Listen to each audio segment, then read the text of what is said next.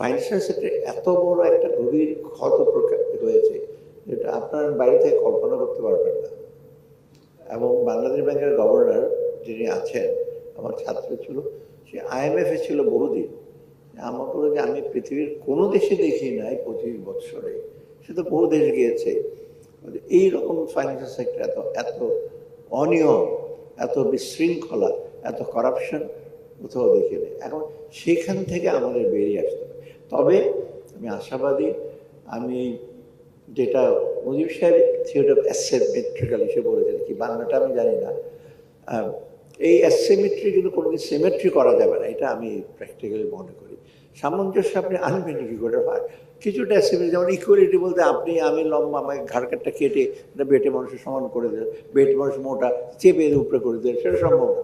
যার যা পাওনা থাকবে ওটার মধ্যে কিছুটা কি বলে নন লিনিয়ার থাকবে, এটা একেবারে সবসময় দেবে। যেমন ক্লাসিক এক্সাম্পল জোসেফ স্টিগলিজের যে সেলসম্যান ইউজড কারেন্ট, তাই না? আপনি যখনই ইউজ করেন কিন্তু জীবনেও জানতে পারবেন না কত, যতই সিমেট্রি টিমেট্রি বলেন, আমাদের সব দেশে কিছু অ্যাসিমেট্রি থাকবে। তবে এটাকে ইস্যু করা।